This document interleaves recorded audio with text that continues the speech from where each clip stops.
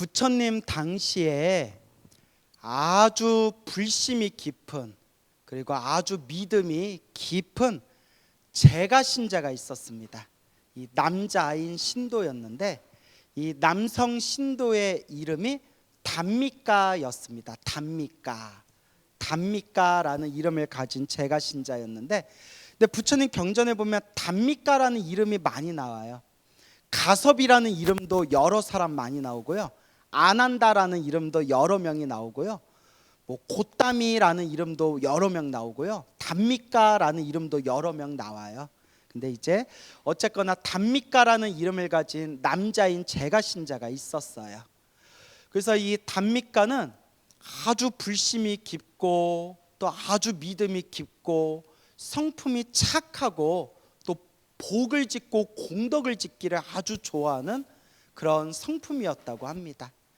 그래서 늘 부처님의 법문을 듣기 좋아하고 항상 스님들께 공양을 올리고 주변에 힘들고 외롭고 어려운 사람들한테 많이 베풀고 나누어 주고, 그렇게 공덕을 아주 잘 닦은 단미가라는 그런 신도가 있었습니다. 근데 이 단미가가 점점 이제 나이가 들어서 노쇠해져 가지고 자리에 이제 드러눕게 되었는데, 문득 이제 내 목숨이 얼마 남지 않았구나라는 걸 이제 스스로 알아차리게 됩니다. 그래서 가족들에게 부탁을 합니다. 얘들아, 이제 내 목숨이 얼마 남지 않은 것 같다. 나를 위해서 스님들을 모셔다가 나를 위해서 독경을 좀 해다오. 스님들의 경전을 읽는 소리를 들으면서 부처님의 말씀을 들으면서 내가 이 세상을 떠나고 싶구나. 그래서 이제 가족들이 부랴부랴 사원에 가서 이렇게 비구 스님들을 모셔서 이제 단미가가 누워 있는 침상에서 스님들이 다 여법하게 앉으셔가지고 단미가를 위해서 부처님의 말씀을 독경합니다. 그리고 아주 편안하고 평화롭게 그 기쁘고 즐거운 마음으로 부처님의 말씀, 이 스님들의 독경 소리를 딱 음미하면서 세상을 떠나려고 하는데, 하늘에서 6대의 황금수레가 내려오더래요. 몇 대? 6대. 6대의 황금수레가 내려오는데 누구 눈에만 보여요? 단미가 눈에만 보이는 거예요. 그러니까 여러분, 사람이 죽으면 보통 누가 찾아온다고 하죠? 저승사자가 찾아온대요. 악업을 많이 지은 사람, 악한 업을 많이 지은 사람은 뭐가 보일까요? 다 경전이나 큰 스님들 법문에 나오는 거예요. 활활 불타오르는 불이 보인대요. 그 여러분들 죽을 때 불 보이면 어떻게 되는 거예요? 나 지옥 가는구나. 불이네. 이런 젠장. 나 지옥 가는구나. 근데 좀 이따 탈출하는 방법을 가르쳐 드릴게요. 끝까지 들으셔야 돼요. 그래서 이제 평범한 사람들은 저승사자가 찾아온다 그러고, 지옥에 바로 떨어질 사람들은 막 불길이 보이고, 그리고 선업을 많이 지은 사람들은 막 맑고 깨끗한 세계라든가 하늘 세계에서 이렇게 가마를 보내온대요. 마차.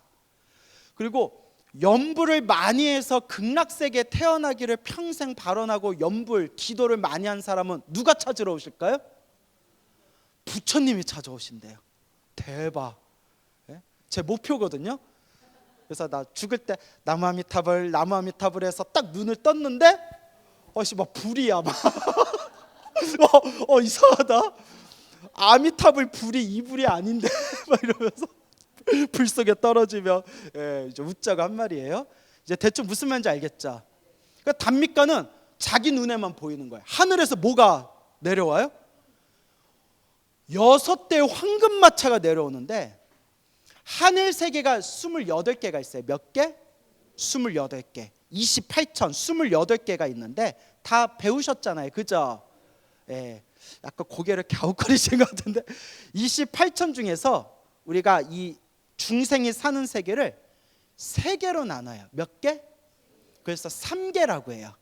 그래서 우리 지심 규명래 3개 도사 사생자부 3개 나오잖아요. 광우쌤이 헬로보따 TV에서 예불문 강의했을 때 3계에 대해서 자세히 설명했는데 보셨어요? 안 보셨어요? 와주신 것만도 고맙습니다. 자, 3계가 자 따라해서 욕계, 색계, 무색계. 예, 그거 알고 계시네요. 욕계는 6이라고 적어주세요. 6. 그래서 유욕천이라고 해요. 6. 색계는 18이라고 적어주세요. 아우 미안해요. 18이라고 적어주세요. 18 적으셨어요? 무색계는 4개라고 적어주세요. 4. 6 더하기 18 더하기 4니까 몇 개예요? 28천. 근데 6개의 수레가 왔다는 거는 어느 세계에서 온 거예요? 욕계. 욕계 6개 하늘 세계에서 서로 저마다 마차를 보낸 거예요. 단미가를 서로 데려가려고. 그래서 6개 하늘 세계가 요거는 제가 외워요. 28개는 다 안 외우는데 유욕천 6개는 외우거든요. 욕계 6개랑 무색계 4개는 제가 외우고 있어요. 그래서 욕계 6개가 뭐냐? 사천왕이 살고 있는 사천왕천. 그 여러분이 알고 있는 제석천, 제석천이 살고 있는 도리천.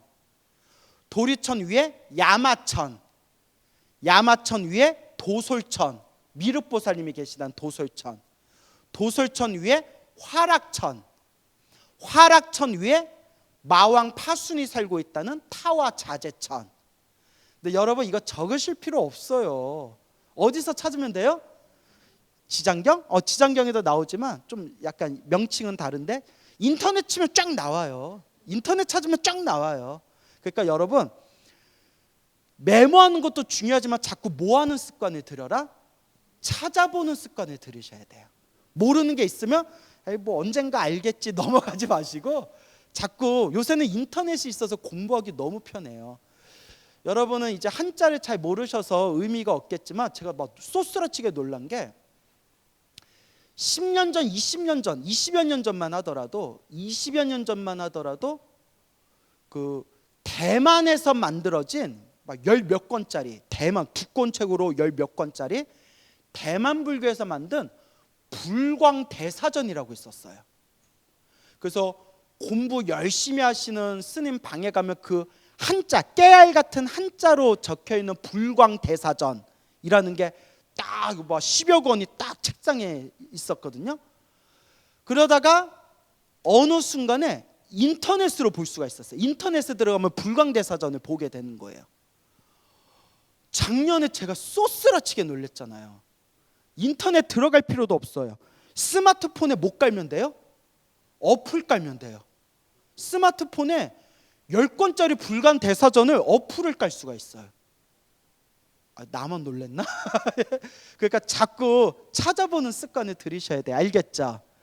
그래서 하늘 세계에 6개의 황금마차가 와서 황금마차에 타고 있는 그 마차의 주인들이 서로 저마다 단미가를 데려가려고 저의 마차에 타세요, 아니 저의 마차에 타세요 막 하니까 스님들 독경 소리가 잘 안 들리는 거예요.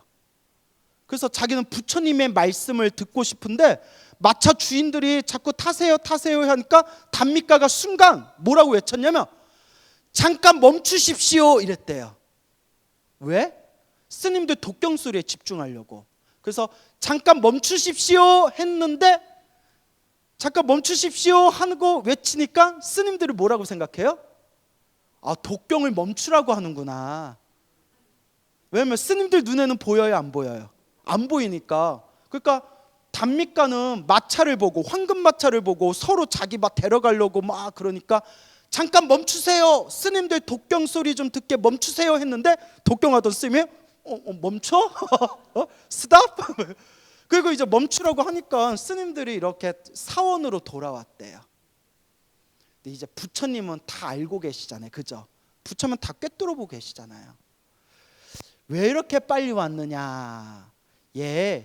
경전을 독송하고 있었는데 우리 단미가 신도가 갑자기 잠깐 멈추십시오라고 허공을 외치길래 이제 독경을 멈추고 돌아온 겁니다. 근데 부처님은 다 아시잖아요. 우리 부처님께서 아니다, 그대들이야 아니다, 그 뜻이 아니다. 단미가가 살아생전에 너무나 공덕을 많이 지었기 때문에 하늘세계, 6 하늘세계의 주인들이 저마다 마차를 보내서 자기들 하늘세계에 데려가려고 서로가 서로 옥신각신하기에 단미가가 스님들 독경 소리를 더 들을 수 있도록 좀 조용히 하십시오, 잠깐 멈추십시오 라고 말한 거지 독경을 멈추라고 한 뜻이 아니었다 라고 이제 부처님께서 설명을 하니 비구스님들이 다들 놀라워합니다. 어쨌거나 스님들이 이제 사원으로 돌아가 버리고 단미가가 가족들을 모아놓고 이렇게 이야기합니다. 지금 내 앞에 하늘에서 온 6대의 황금수레가 있는데 서로 저마다 자기 마차에 타라고, 자기들 수레에 타라고 이야기하는구나. 그러니까 가족들 눈에는 안 보이잖아요. 그러니까 아버지한테 이렇게 이야기해요. 아버지, 어느 마차에, 어느 수레에 타시겠습니까? 마차를 보니 도솔천의 마차가 가장 마음에 흡족하구나 하면서 나에게 꽃을 다오라고 부탁을 합니다. 그래서 가족 중에 하나가 누워있는 단미가의 손에 꽃을 쥐어주니까 이제 단미가 눈에만 보이는 거예요. 꽃을 받고 받은 꽃을 어느 수레에 던졌다? 도솔천 마차에다가 휙 던지면서 미소를 지으면서 그 자리에서 숨이 딱 끊겼다고 합니다. 못 타고 가신 거예요? 도솔천 마차 타고 가신 거예요. 이게 이제 우리 불교설화에 자세히 이 이야기가 나옵니다. 야, 우리도 이렇게 갔으면 너무 좋겠죠. 여러분, 불이 나오면 어떡해요? 예? 자, 그래서 이와 같이 이런 이야기들을 제가 수많은 불교설화 수백 가지를 알고 있잖아요. 이와 비슷한 이야기를 제 불자님들께 많이 들었어요. 너무 많이 들어서 헤아릴 수가 없는데, 첫 번째는 돌아가시면서 연불 하시면서 돌아가실 때 가족들한테 부처님이 오셨다, 부처님이 나 데리러 오셨다 하고 허공을 보고 아미타불 외치면서 돌아가신 분이 있는가 하면, 또 실제로 어느 스님이 하신 말씀인데 돌아가시기 직전에 형한테 전화를 하셨대요. 형님도 절에 다니면서 수행을 오래 하신 분이었거든요. 제가 직접 들은 얘기예요. 형한테 딱 전화를 해서 늦은 밤에 왜 전화했냐고, 스님. 형님, 거사님, 제가 떠날 때가 돼서 제가 이제 떠납니다. 그게 무슨 말이냐고. 지금 문 밖에, 절 밖에 남쪽에서 차를 보내왔습니다. 어느 쪽에서? 이거 잘 기억해 두세요. 나 갑자기 옛날 얘기하려니까 소름 끼치네. 남쪽에서 차를 가지고 저 데리러 왔습니다. 제가 이제 그 차 타고 떠나갑니다 하고 딱 전화를 했는데, 형이 너무 이상해서 그 다음날 절에 이렇게 와봤더니 전화했던 동생 스님이 어떻게 하셨더라? 돌아가신 거예요. 한밤중에. 근데 남쪽에서 차를 보내왔다고 했죠. 그 이유가 뭔지 아세요?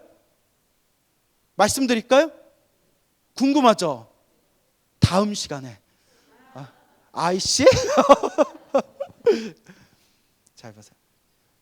돌아가시기 몇 달 전부터 지장기도를 열심히 하실 때, 지장연불. 우리 지장연불 어떻게 하죠? 나모 대원본조 남방화주라고 하죠. 남쪽에서 교화하고 계시는 남방화주. 그러니까 계속 몇 달 동안 지장보살 연불을 하셨는데, 돌아가시기 전날 밤에 어디에서 차가 왔다고 형한테 전화한 거예요? 남쪽에서 차가 와서 이제 그거 타고 간다. 소름 끼치지 않아요? 나만 끼치나? 예.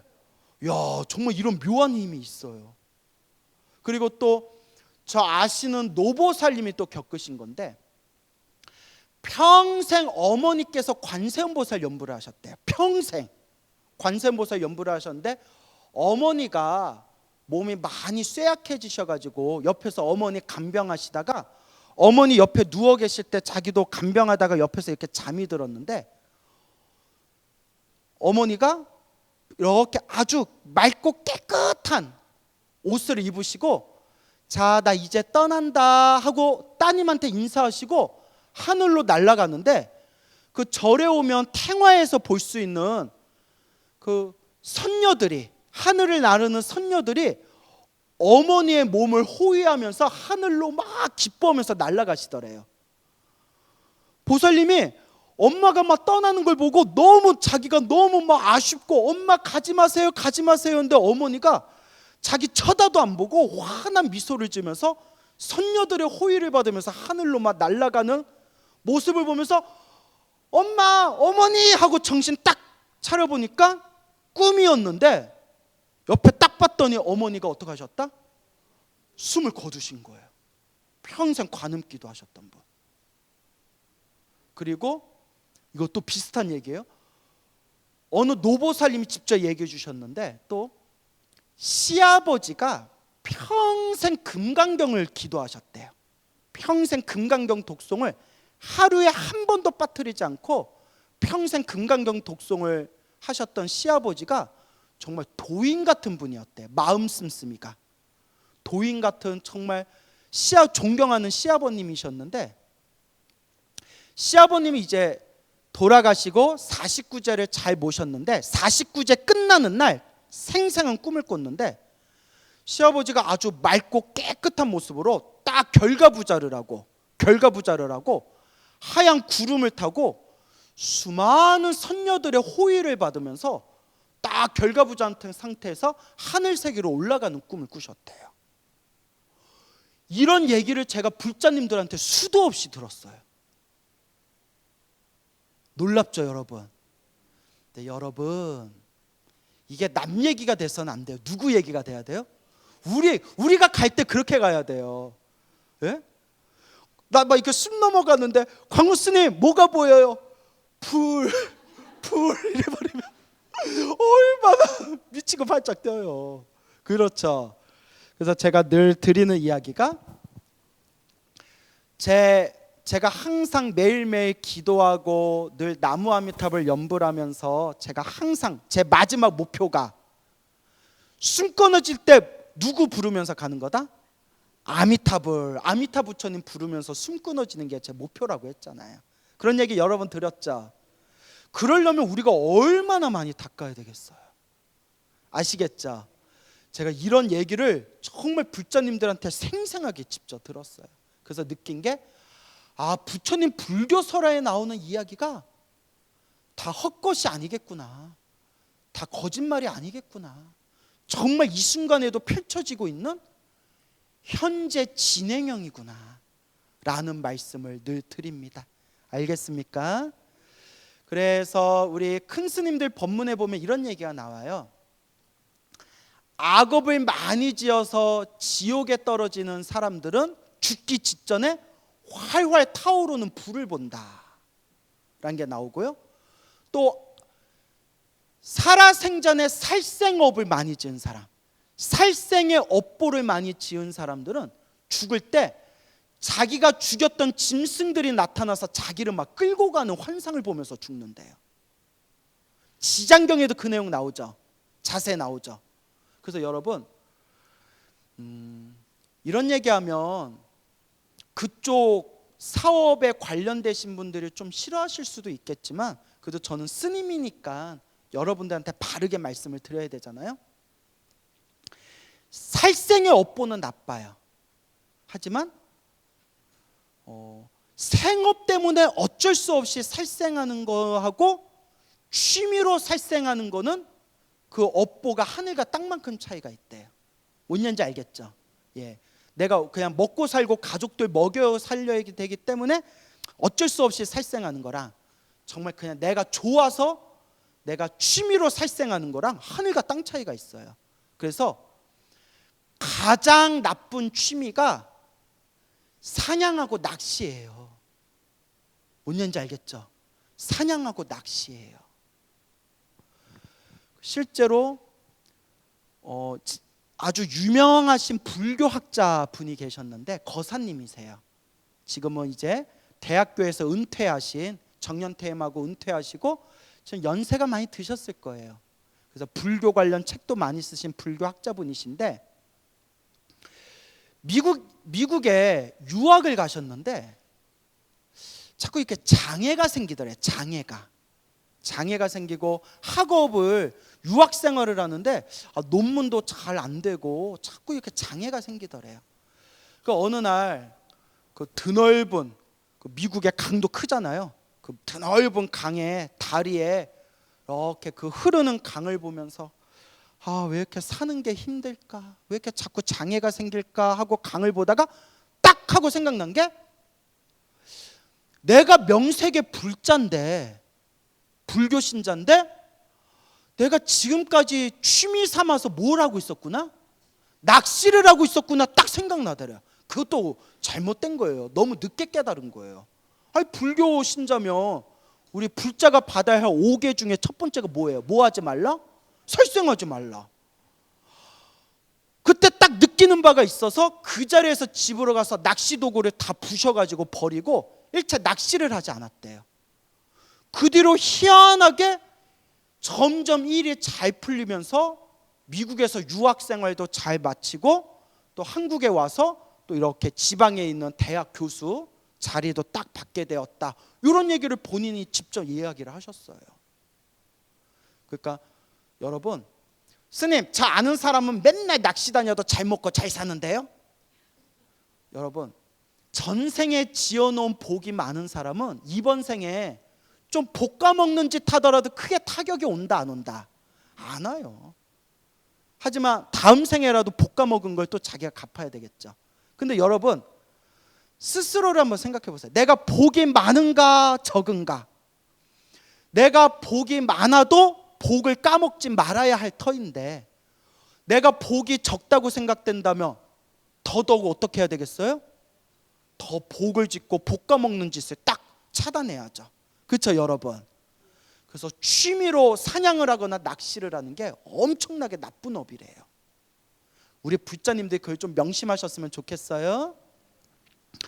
그래서 그렇게 이제 지옥에 떨어지는 중생들은 죽기 전에 막 불이 보이고 활활 타오르는 불이 보이고, 그리고 또 살생업을 많이 지은 사람들은 그 자기가 죽였던 짐승들이 막 나타나서 자기를 끌고 가고, 그리고 막 귀신들이 보이면 잡귀 막 이런 막 이상한 귀신들이 보이거나 막 사람이 막 거꾸로 다닌다거나 그런 이것이 보이면 아귀로 태어날 수가 있대. 뭐요? 아귀. 배고픈 굶주린 귀신. 아귀로 태어날 수가 있고, 드넓은 들판이나 황야, 껌껌한 산이나 들판이나 황야가 보이면 뭘로 태어날 확률이 크다? 그렇죠. 축생. 아시겠죠? 예. 그리고 돌아가신 조상님이나 돌아가신 부모님이 점잖은 모습으로, 편안하고 점잖은 모습으로 자기 데리러 오면 무엇으로 태어날 확률이 클까요? 인간. 예, 그런 얘기가 큰 스님들 법문에 나와요. 그리고 아까처럼 맑고 깨끗한 세계가 보이거나 뭐 선녀들이 보이거나 하늘에서 막 마차를 보내오거나 차를 보내어서 나 태워가거나 하면 당연히 어디겠어요? 천상세계. 하지만 저는 하늘세계 태어나는 것도 불교의 목표가 아니라고 했죠. 하늘세계 태어나도 복이다면 어떡한다? 떨어져야 되잖아요. 그래서 제가 늘 얘기하는 게 어디 태어나는 게 제일 장땡이다? 극락세계, 성불대학교. 아미타 부처님이 교장님으로 계시고, 그 다음에 우리 관세음보살님하고 대세지보살님과 수많은 성인들께서 선생님으로 계시는 성불대학교 극락세계 태어나는 게 최고다. 그래서 아미타불 연불하면서 우리가 이 세상을 떠날 수 있다면 반드시 아미타 부처님이 우리를 아미타 부처님 극락세계 성불학교로 인도해 주신다고 했다라는 걸 명심하시기 바랍니다. 알겠죠? 자, 그래서 그러면 여러분들은 그럴 일이 없겠지만 죽음이 코앞에 닥쳤을 때 막 불이 보이거나 막 악한 모습이 보여서 딱 눈치껏 나 작살났네. 작살났어. 나 이거 죽으면, 이거 숨 끊어지면 바로 이거 밑으로 떨어지겠는데 싶을 때 어떻게 하면 되느냐? 어떻게 하면 될까요? 염불해라. 아미타불 부르면 좋고, 관세음보살 불러도 되고, 지정보살 불러도 돼요. 염불해라. 부처님 경전에 나오고 큰 스님들 법문에 나오는 거예요. 뭐해라? 염불해라. 그래서 불교설에 유명한 얘기들이 많아요. 그 중에 가장 유명한 얘기가 장선화라는 백정의 이야기가 있어요. 아주 유명한 이야기예요. 큰 스님들 법문 보다 보면 자주 나오는 이야기예요. 무슨 이야기냐? 당나라 시대 때 소를 잡고 돼지를 잡던 백정이 있었는데 이 백정의 이름이 장선화였다고 합니다. 그래서 장백정이에요. 장선화.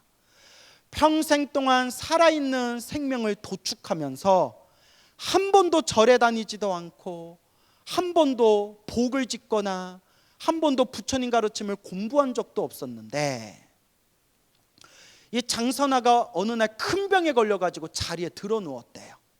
나이가 들어서. 죽을 때가 다 되니까 눈앞에 뭐가 펼쳐져요? 막 불구덩이가 눈앞에 펼쳐지고, 자기가 죽였던 소와 돼지들이 막 자기를 끌고 가려고 막 눈앞에서 호심탄탄 소귀신, 돼지귀신들이 자기를 노려보고 있는 거예요. 덜덜덜덜 떨면서 장선화가 마누라에게 부탁합니다. 여보, 스님을 모셔와 주시오. 스님을 데려다 나를 위해서 독경을 해주시오라고 부탁을 합니다. 그래도 절에 한번 안 다녀봤지만 당나라 시대가 워낙 불교가 워낙 흥성했던 시대라서 어렵고 위급할 때 스님 모셔달라라는 말은 나온 거예요. 그 마누라가 나는 마누라도 없는데 어떡하냐냐. 마누라한테 스님 좀 모셔와줘.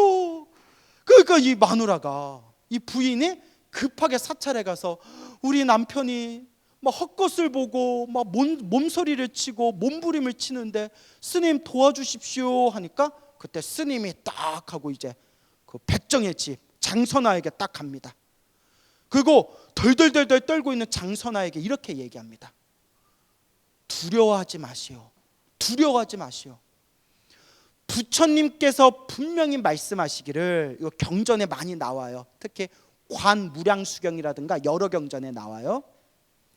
부처님이 경전에서 분명히 말씀하시기를, 혹 어떤 중생이 목숨이 다할 때, 눈앞에 악한 현상, 나쁜 현상이 펼쳐질 때 두려워하지 말고 간절하게 누구를 불러라? 부처님을 불러라. 그 순간 두려워하지 말고 간절하게 부처님을 불러라. 부처님이 대자대비로 반드시 그 중생을 구제해 주리라 라고 했습니다. 그러니 믿음을 가지십시오.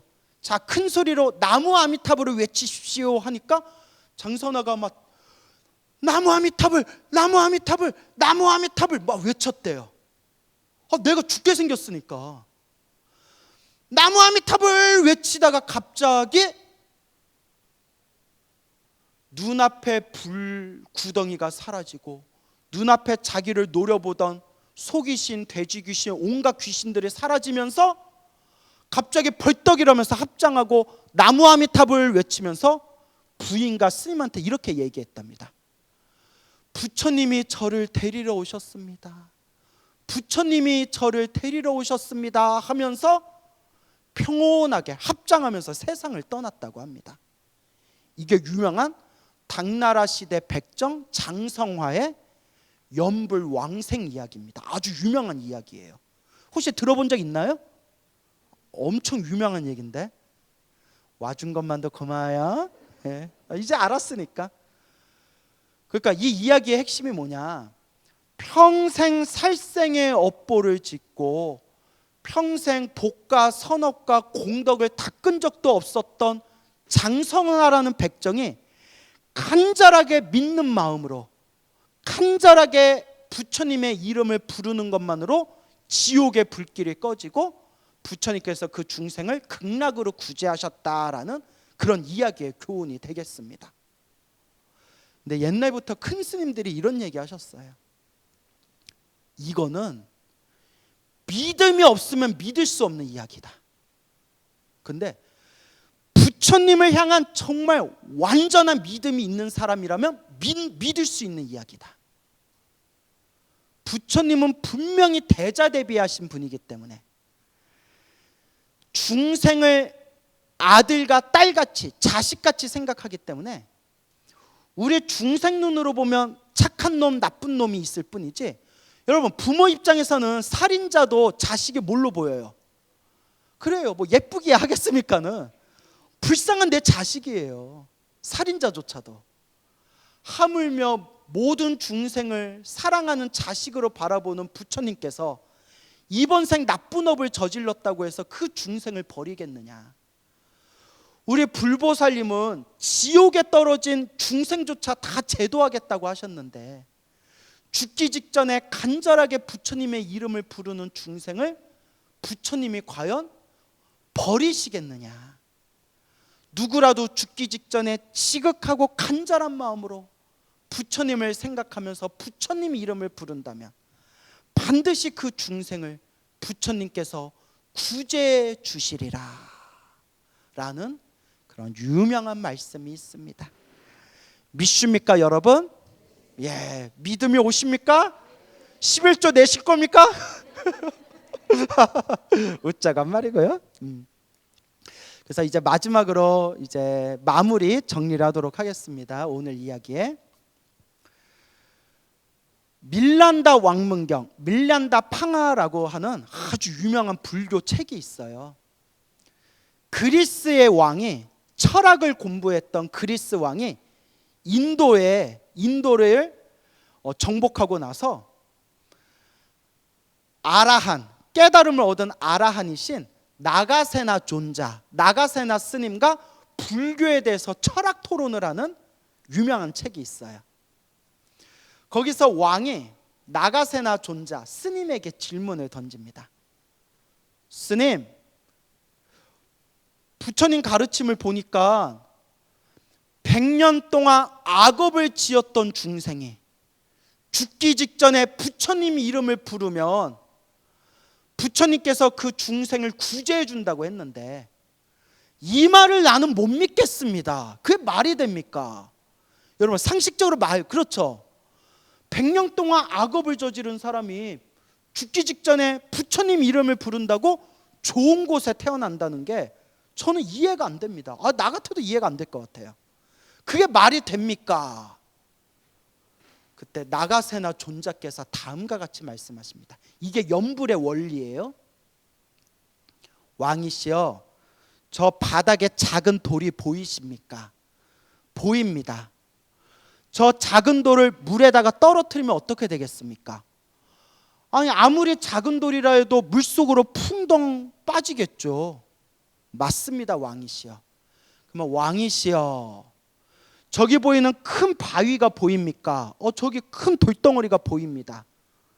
저 큰 바위를 왕께서 가지고 계신 그 배 위에다가 올려놓으면 저 돌이 물속으로 가라앉겠습니까? 무슨 말씀을 하십니까? 제가 가지고 있는 배는 넓고 크고 튼튼합니다.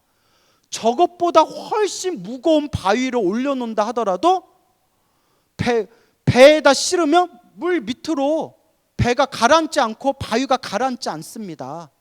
배 위에 싣고 물을 건널 수가 있습니다. 제 배를 어떻게 보고 그러십니까? 딱 낚인 거예요. 그겁니다, 왕이시여. 저 큰 바위도 사람이 만든 배 위에 올려놓으면 물 밑으로 가라앉지 않듯이 하물며 위없는 깨달음과 완전한 지혜를 갖추신 부처님을 의지한다면 설령 중생이 돌덩어리같이 무거운 죄업이 있다 하더라도, 뭔 얘기인지 알겠죠? 배 위에 바위를 심으면 바위가 물 밑으로 떨어지지 않듯이 부처님을 부르고 염불한 공덕으로 요 죄업을 그대로 안고서 부처님의 구제를 받을 수가 있는 겁니다. 이게 염불의 원리입니다. 부처님 믿습니까, 여러분? 여러분이 정말 부처님을 믿고 의지하고 이번 생 열심히 염불하시면서 죽는 그 순간에도 딱 염불할 수만 있다면 여러분들은 분명히 아름답고 더 훌륭하고 더 뛰어난 부처님 세계에 태어나실 수 있을 겁니다. 그러니까 여러분, 우리 꾸준히 닦읍시다. 예, 성불하십시오.